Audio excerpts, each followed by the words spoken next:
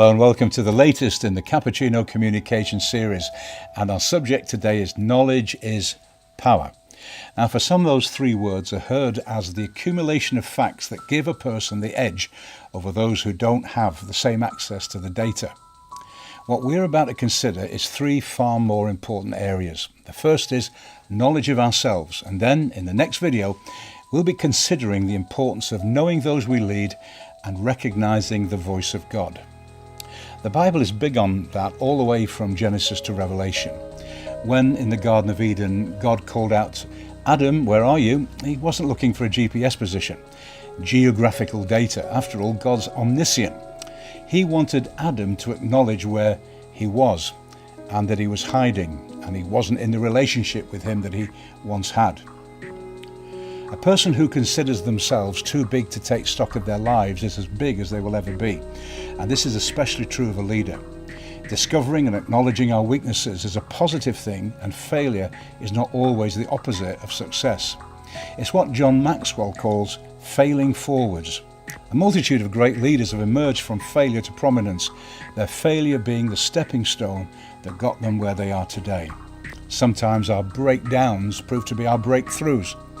One of my favourite verses in this respect is found in 2 Corinthians chapter 1, when the Apostle Paul makes himself vulnerable to those he leads by saying that he had felt pressed out of measure, above strength, to the degree that he'd even despaired of life itself.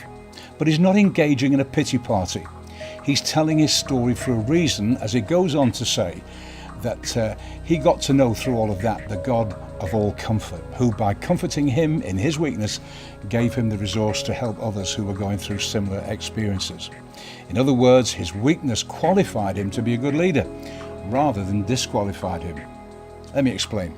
Imagine I'm in your home when the doorbell rings, and on answering it you find a man who says that his life has been ravaged by drugs, and as a result he's lost everything, including his marriage.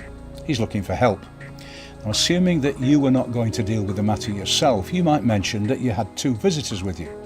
One had been a church leader for 44 years and currently led around 1,000 pastors in his network of churches. The other was a man who had only been a Christian for a few months, but whose life had been ravaged by addiction and had lost his marriage.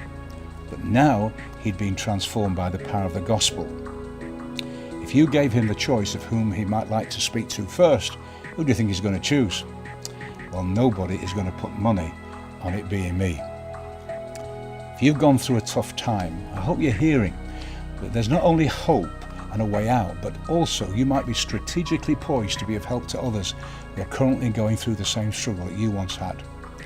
Few things beat experience, even the negative stuff. Some things just can't be learned at theological colleges and in leadership seminars. Thomas Edison conducted 10,000 experiments before he created the first successful light bulb. If he'd given up after his first failure, then today you and I would only be reading by sophisticated candles. We're told that when a woman looked across a restaurant, she was surprised to see Picasso sitting there with some friends.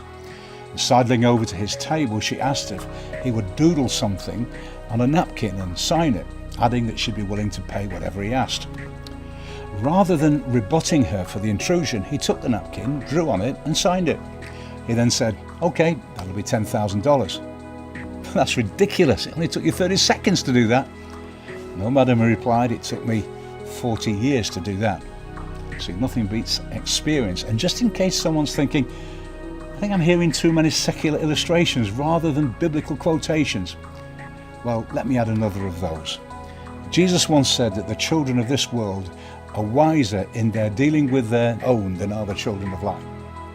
You see, all truth is parallel. That's why Jesus told parables. And sometimes things which are secularly true can also be spiritually true. Well, that's all for now. Next time in our two-part series on Knowledge is Power, we will be looking at understanding those we lead and hearing God's voice. So God bless you, and don't forget, keep the caffeine flowing.